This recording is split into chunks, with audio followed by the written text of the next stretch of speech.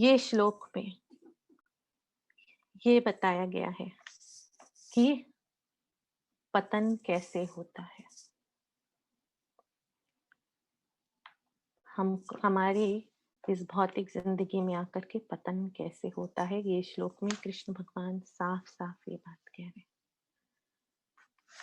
भगवत गीता के इंट्रोडक्शन भूमिका भूमिका में ये लाइन है कि भगवत गीता ईश्वर का विज्ञान है। It's a science.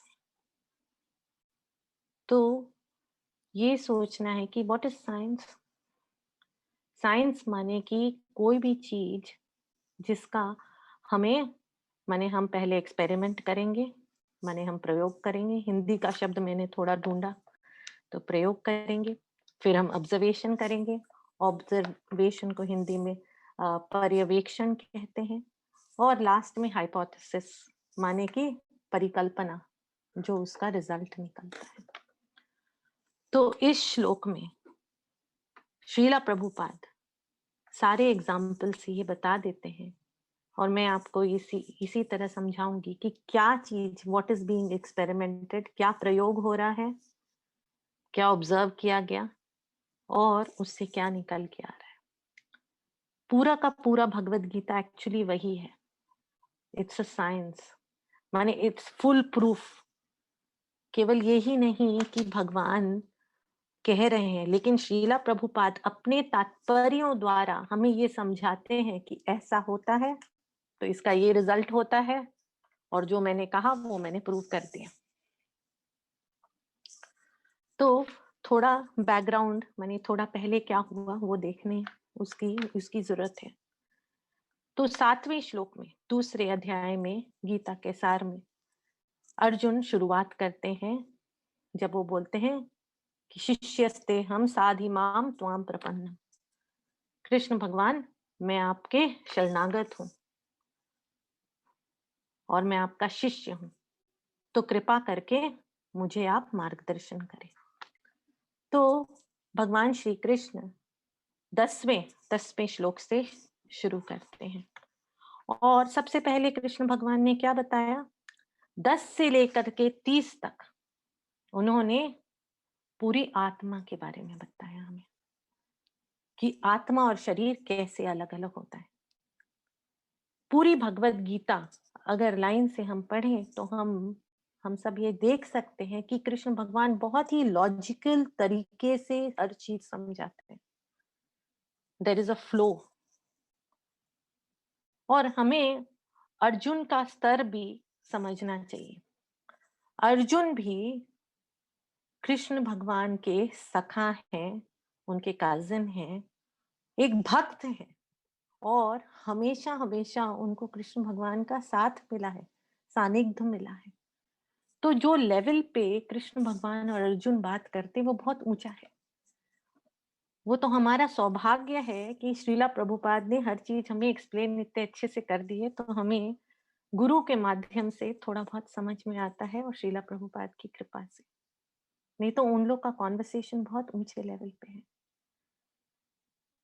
तो कृष्ण भगवान 10वें श्लोक से लेकर के 30वें श्लोक तक सारी आत्मा के, जो पिछले हफ्ते हमने और कुछ लोगों ने, भक्तगणों ने हमें समझाया भी था।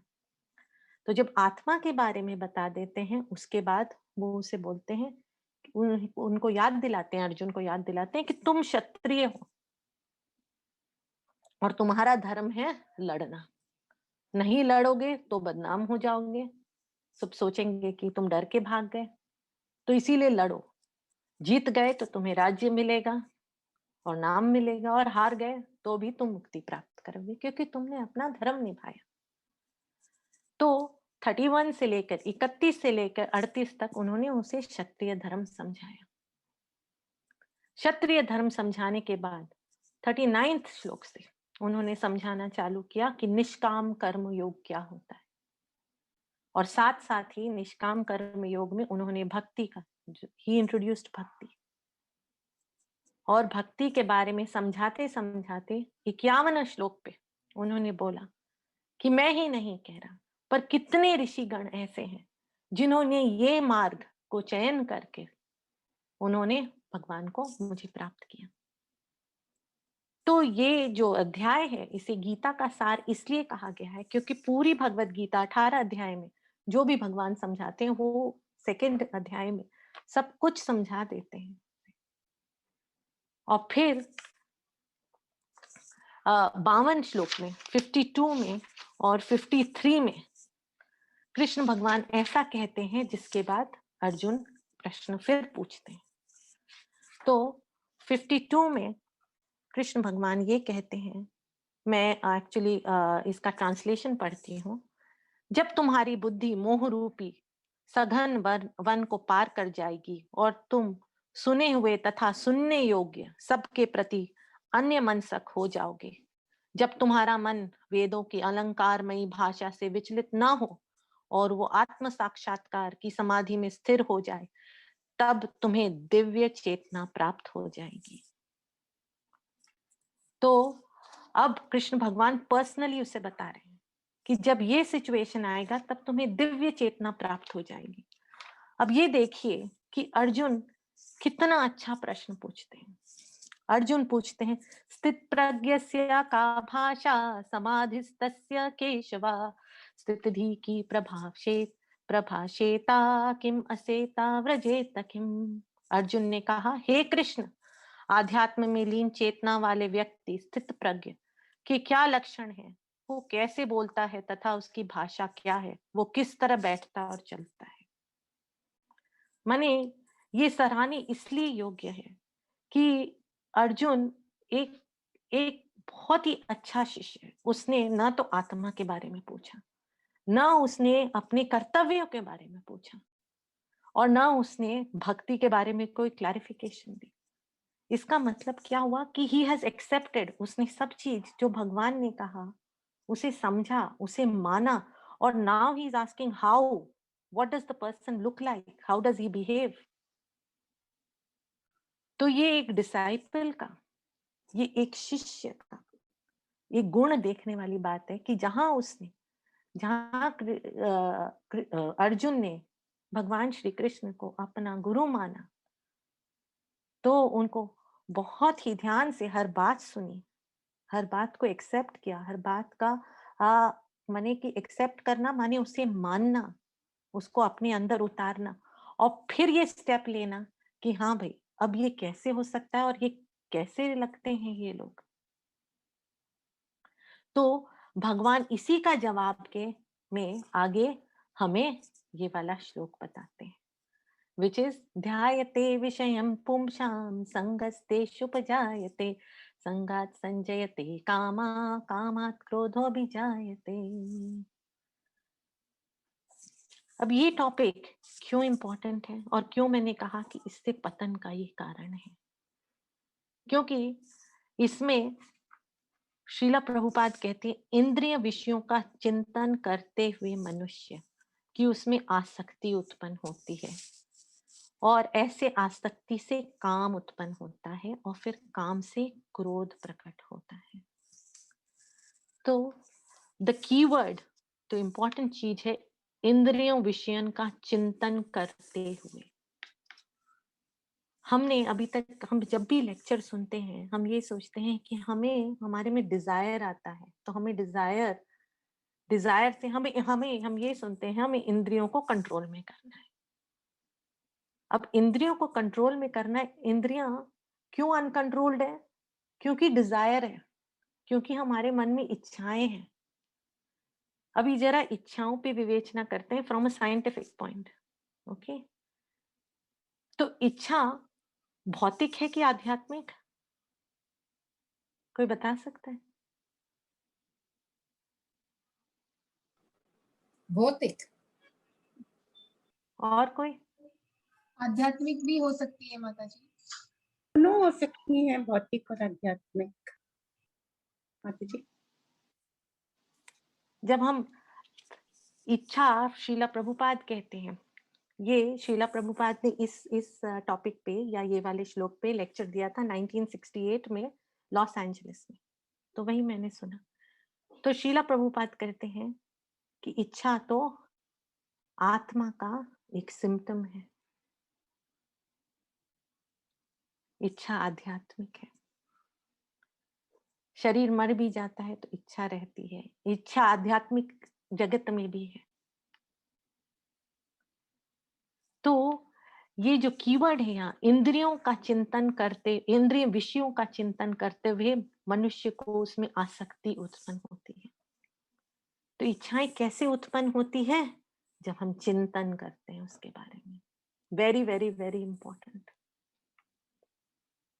It's a very very important श्लोक। अगर हम ये जानना चाहते हैं कि हमारी इंद्रियां इधर उधर इधर उधर क्यों भागती है। बहुत सारे एग्जाम्पल हैं इसके हमारे लाइफ में। हमारे से कोई मिलेगा, हमें बोलेगा, अच्छा अच्छा आपने वो सेल देखा है, अभी सेल आया हुआ है, सेल है मार्केट में, मॉल में। ठीक है, हमारी कृष्ण भावना भावित बोलेगी कि नहीं नहीं हमें तो कुछ चाहिए नहीं, हमें कौन सा सेल में जाना है, हमें कुछ नहीं। लेकिन हम 2 बार और सुनेंगे तो हम उसके बारे में, कोई और बोल दिया या घर पे ही कोई बोल दिया, तो चिंतन करेंगे। चिंतन करने के बाद इच्छा हो जाती है और इच्छा होने के बाद हम फिर वहां जाते हैं। So the root cause is that if we pay attention, we get attachment to it. Okay? एक माँ अपने बच्चे के साथ बारे में पूरा दिन सोचती रहती है, उसने ये खाया, उसने ये करा, उसने ये पढ़ा कि नहीं पढ़ा, वो कैसे लग रहा है, वो कैसे खेल रहा है, वो गंदा है कि साफ है। सारा दिन सोचेगी तो अटैचमेंट तो होएगा ही। क्यों श्रीला प्रभुपाद कहते हैं कि हम कृष्ण कथा सुने, so that we develop attachment to Krishna. Okay? So that हम उनके बारे में मनन करें तो ही हमें अटैचमेंट होगा। That's why I say it's a very very scientific श्लोक। ये विज्ञान है। ये आप अपने ऊपर ट्राई कर सकते हैं। इंद्रियों का चिंतन करते हुए मनुष्य को उनमें आसक्ति उत्पन्न होती है। अच्छा दीदी दीदी मैं ये परफ्यूम लाया हूँ, परफ्यूम बहुत अच्छा है। हम बोलेंगे नहीं, हम मन सोचेंगे नहीं नहीं हम तो सिर्फ भगवान का ही फूल सूंघते हैं। नहीं नहीं एक बार ट्राई करो, एक बार ट्राई करो। अच्छा यहाँ रखा हुआ है, आप ट्राई कर लेना बाद में कभी, जब ट्राई करना चाहो। चलते फिरते आप इसको 4 बार देखेंगे, कभी सोचेंगे, ट्राई कर लेंगे, फिर सोचेंगे अच्छा मेरे पास भी कैसा होता है, अच्छा देख लेता हूँ अमेज़न पे कोई सेल वेल है क्या, मैं ले लेते हैं। ऐसे ही होता है। जैसे माता जी ने कहा था ना, एक बार एक छिद्र मिलना चाहिए माया को, तो अंदर घुस जाते हैं। तो यहाँ से जब जब अर्जुन ने ये क्वेश्चन पूछा तो कृष्ण भगवान बहुत कुछ बताते हैं इंद्रियों के विषय में। बीच में भी जितने भी श्लोक है बहुत इंपॉर्टेंट है, और इसके आगे भी बताएंगे श्रीला कृष्ण भगवान कि कैसे हमारा पतन होता है। क्यों मैंने कहा इससे पतन होता है, क्योंकि जहां हमें आसक्ति उत्पन्न हुई हम चाहेंगे कि वो तृप्त हो, और तृप्त जब हो जाएगा, यहाँ पर कृष्ण भगवान ने ये नहीं कहा कि तृप्त हो जाएगा तो हमें क्या होता है, वी डेवलप ग्रीड। अच्छा हमने एक साड़ी ली, सेल है, चलो 2 और ले लेते हैं, पता नहीं अगले साल लगेगी कि नहीं लगेगी। Right? So if the desire is fulfilled then we become greedy, and if the desire is not fulfilled we get angry. दोनों ही चीज गलत है। They are the gates to hell. तो ऐसी आसक्ति से काम उत्पन्न होता है, काम मीन्स लस्ट, एंड फिर काम से क्रोध प्रकट होता है, क्योंकि अगर वो फुलफिल नहीं होती तो क्रोध प्रकट होता है। इसका तात्पर्य भी बहुत ही सुंदर है। जैसे श्रीला प्रभुपाद ये चालू करते हैं, बताते हैं, जो मनुष्य कृष्ण भावना भावित नहीं है, इसमें इंद्रिय विषयों का चिंतन से भौतिक इच्छाएं उत्पन्न होती है। चिंतन से, द कीवर्ड इज चिंतन। इंद्रियों को किसी न किसी कार्य में लगे रहना चाहिए, और यदि वे भगवान के दिव्य प्रेमा भक्ति में नहीं लगी रहेंगी तो वे निश्चय ही भौतिकवाद में लगना चाहेंगे, निश्चय ही। It is guaranteed. बेसिकली जैसे अगेन साइंस में there is only two conditions, binary condition जो बोलते हैं ना 1 एंड 0, स्विच ऑन होती है ऑफ होती है। तो वेदों में ये कहा गया या तो हम सूरज को फेस करते हैं या हम कृष्णा को फेस करते हैं, और कृष्णा को नहीं फेस करते हैं तो हम माया को फेस करते हैं। तो ये बहुत बहुत जरूरी है कि हम अपनी इंद्रियों को कृष्ण में लगाएं। और ये this is the starting of योग। श्रीला प्रभुपाद अपनी लेक्चर में कहते हैं कि योग वो नहीं होता कि आप डिफरेंट आसन कर रहे हो, बैठने के तरीके कर रहे हो। हाँ, शुरुआत वैसे होती है। शुरुआत ये होती है क्योंकि हम अपने इंद्रियों को कंट्रोल करने की कोशिश कर रहे हैं। पर इंद्रियों को बिना किसी विषय के कंट्रोल नहीं किया जा सकता। इंद्रिय को कोई ना कोई विषय चाहिए ही। It's an active principle. It is not a dead thing, it's not dead matter, it's an active principle. तो जब वैसा है तो हमें किस तरह से भगवान में लगाना चाहिए, ये आगे तात्पर्य में श्रीला प्रभुपाद बताते हैं। और वो ये भी बताते हैं कि किस किस तरह से लोग गिरे हैं। इस भौतिक जगत में हर एक प्राणी इंद्रिय विषयों में अधीन है, अधीन है। We are conditioned, we are bound, हम उसमें बंधे हुए हैं, फंसे हुए हैं। और इसमें ये कहते हैं कि ब्रह्मा तथा शिव जी भी।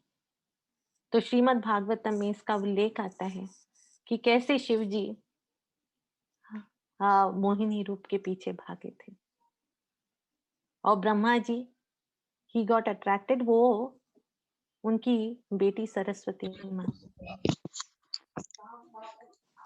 उनके प्रति आकर्षित हो गए थे, जिसकी वजह से ब्रह्मा जी को भी अपना शरीर त्यागना पड़ा था।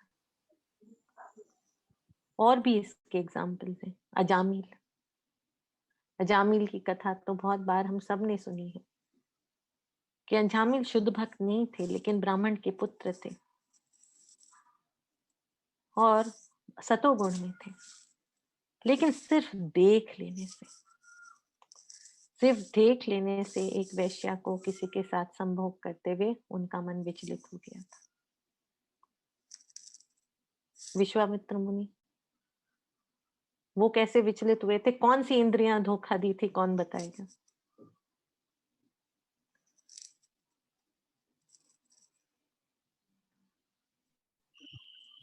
हरि बोल, मैं बोलूं माता जी? हाँ हाँ, बोलिए जय श्री माता जी। उन्होंने कान से आवाज सुनी थी घुंघरुओं की। हाँ हाँ, तो श्रीमद् भागवतम में कहा गया है कान से उन्होंने सुना था, उनके कान उनके वश में नहीं थे। कान से उन्होंने क्या सुना था? मेनका की चूड़ियों की आवाज, the tinkling of her bangles, और उनका ध्यान टूट गया था। तो भरत महाराज तो बहुत ही उच्च भक्त थे। वो तो भाव के स्टेज पे थे और उनको आसक्ति एक हिरण से हो गया था। सब कुछ त्याग दिया था उन्होंने, सब कुछ छोड़ करके वन में चले गए थे।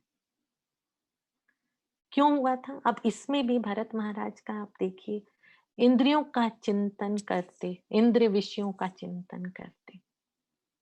तो भरत महाराज के साथ यही हुआ था। जब वो पूजा पाठ के लिए बैठते थे, अपने ध्यान के लिए बैठते थे, तो उनको वो अपना हिरन याद आ जाता था कि उसने खाया है कि नहीं, वो इधर उधर चला तो नहीं गया, उसको किसी जंगली जानवर ने तो नहीं मार दिया, और उनको उसके साथ आसक्ति हो गई।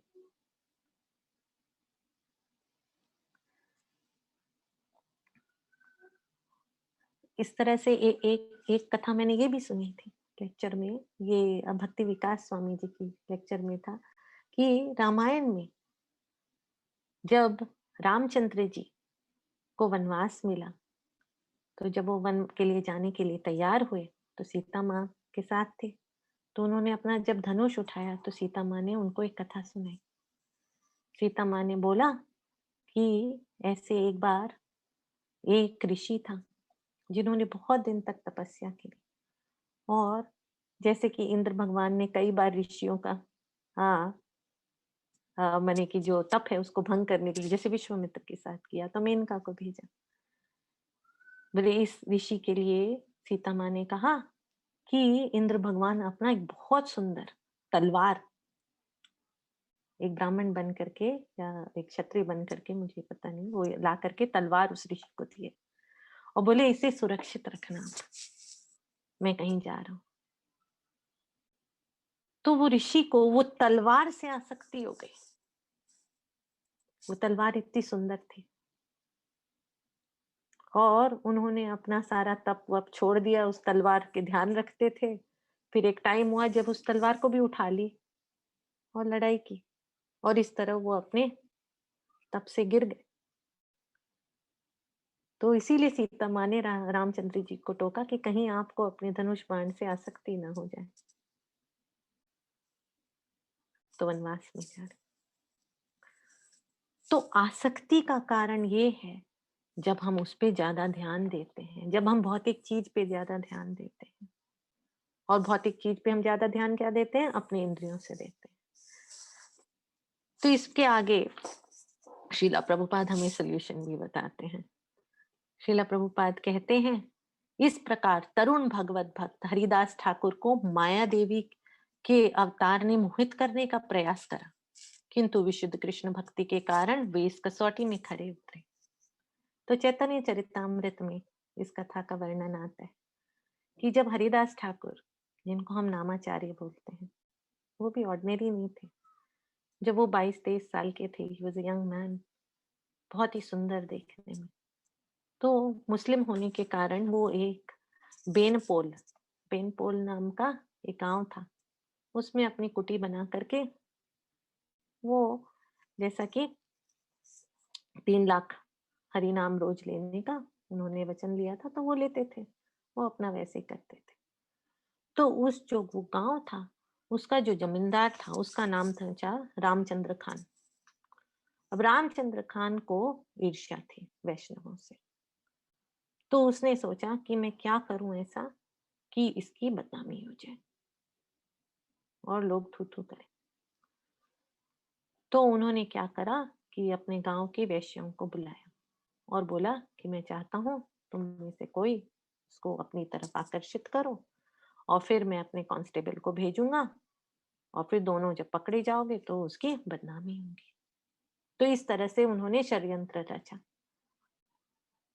तो उसमें जितनी भी वेश्याओं में एक बड़ी सुंदर सी यंग सी थी, एक युवती, वो बोली ठीक है मैं कोशिश करूंगी, लेकिन पहले मुझे जाने दो, कांस्टेबल को आपने बाद में भेजना है, मैं 3 दिन में उनको अपने वश में कर लूंगी। तो उन्होंने 3 दिन का टाइम मांगा।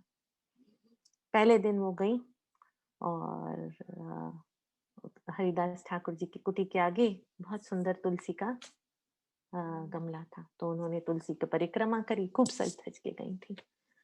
और फिर वो गई अंदर कुटिया में और उन्होंने हरिदास ठाकुर जी को प्रणाम किया और वहां पर हाथ जोड़ करके बोली कि आप इतने तरुण अवस्था में आप ऐसे जप कर रहे हैं, लेकिन मैं आपके प्रति आकर्षित हो गई हूँ, तो आप कृपा करके मुझ पे दया करिए और मुझे मुझे अपना बना लीजिए, इस तरह से।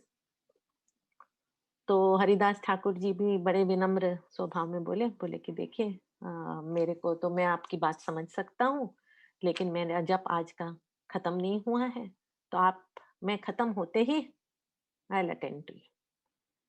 तो वो अपना जप करते रहे, पूरी रात बीत गई, सुबह हो गई।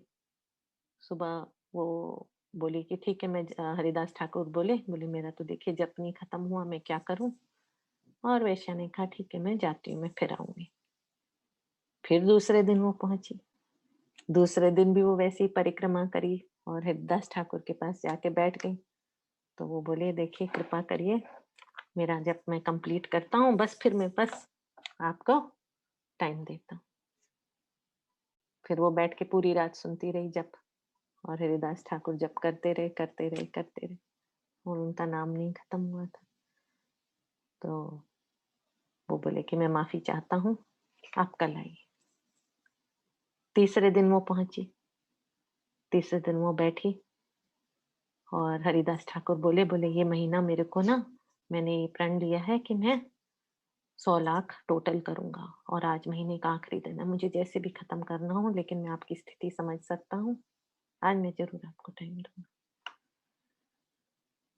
तो वो बैठी रही, जब सुनती रही शुद्ध भक्त के मुंह से, और सुनते सुनते उनका हृदय में जो मैल था वो साफ हो गया, और सुबह होने पे वो उनके चरणों पे गिर पड़ी। उन्होंने बता दिया कि वो किस षड्यंत्र की साथी थी और वो क्यों आई थी, और वो बोली कृपा करके मुझे माफ कर दीजिए और मुझे अपना शिष्य बना लीजिए। तो हरिदास ठाकुर भी वैष्णव कृपालु होते ही हैं, उन्होंने बोला कि ठीक है, तुम हरि नाम लो, तुम शुद्ध हो जाओ। तो इस तरह से आप ये देखिए कि जैसे यहाँ पर भी कि पूरी माने इंद्रिय तृप्ति का ये माने अट्रैक्शन था हरिदास ठाकुर के लिए, लेकिन कैसे बचे वो? क्योंकि उन्होंने अपनी इंद्रियां कृष्ण में लगा रखी थी। तो इस तरह से बचते हैं, इस तरह से। और उन्होंने अपना ध्यान बिल्कुल भी भगवान श्री कृष्ण के चरण कमलों से नहीं हटाया, और इससे यही नहीं हुआ कि वो बचे, पर उन्होंने एक और जीवात्मा को तार दिया।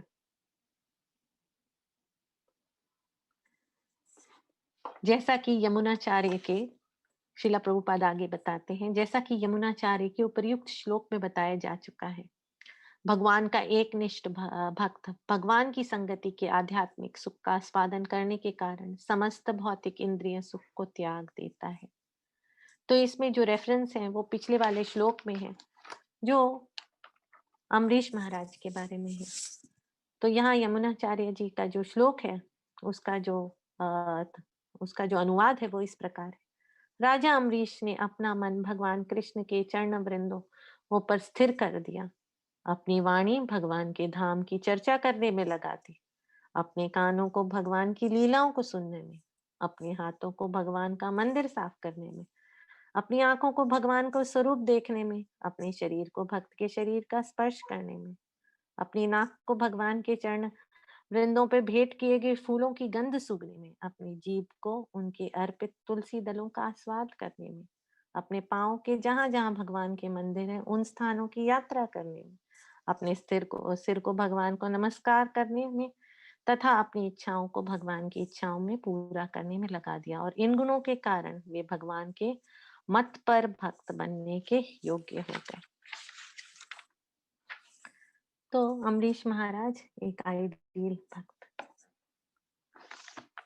जिन्होंने अपनी हर इंद्रियां, हर every part of the body ही used it for the service of the lord. इस तरह से वैसे शीला प्रभुपाद को गए थे अमेरिका तो उनके पास कुछ नहीं था, 40 रुपए मात्र थे। लेकिन अगर माने जो प्रभुपाद लीला अमृत में मेंशन्ड है, माने उनके लिए मैंशंस उनके भक्तों ने कहाँ नहीं बनाए हैं, लॉस एंजलिस में, फिलाडेल्फिया में, लंदन में। जब ऑस्ट्रेलिया में वो पहली बार गए तो भक्तों ने उनको सोने जैसा स्वरूप में पूरा सिटी में उन्होंने उनको घुमाया, तो लोग बोले भी कि ये सन्यासी है कि भोग करते हैं। लेकिन शिला प्रभुपाद क्या ये सब चीज से आकर्षित हुए? बिल्कुल ही नहीं। अपने अंत समय में वो शिला प्रभुपाद अपने वृंदावन को ही याद कर रहे थे, अपने भक्तों को ही याद कर रहे थे।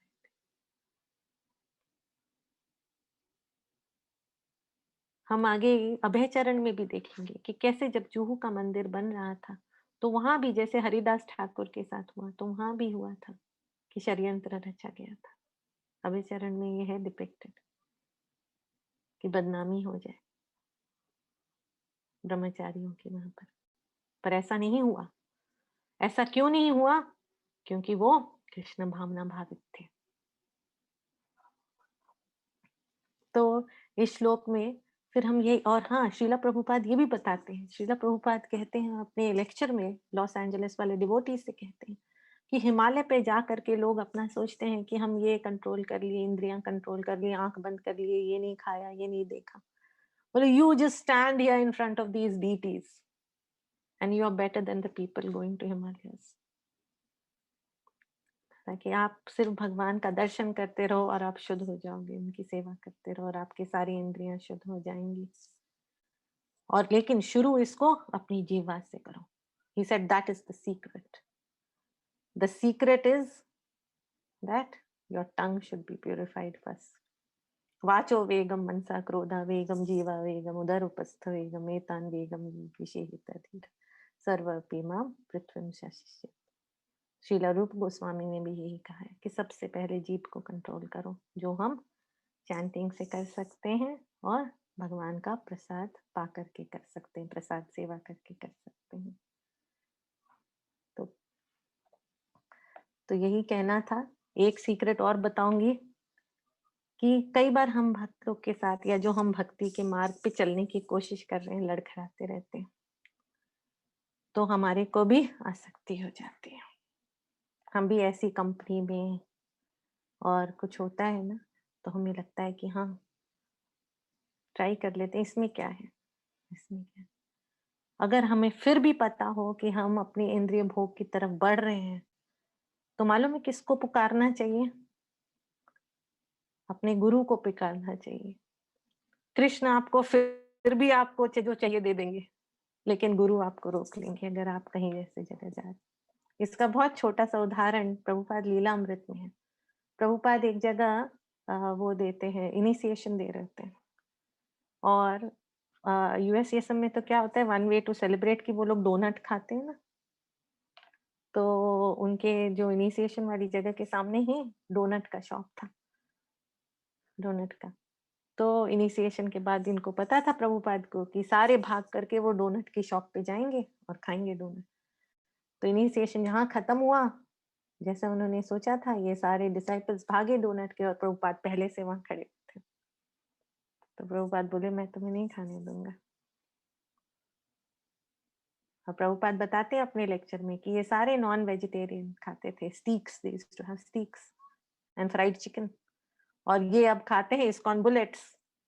इस्कॉन बुलेट कोई जानता है क्या कहते हैं? इस्कॉन बुलेट किसको कहते हैं? गुलाब जामुन। यस, गुलाब जामुन। बोले now all my disciples are gulab jamun ISKCON bullets. So that is called इंद्रिय शुद्धि। श्रीला प्रभुपाद की जय। श्रीमद् भागवत श्रीमद् भगवद गीता की जय। हरे कृष्ण कृष्ण कृष्ण हरे हरे, हरे राम राम राम हरे।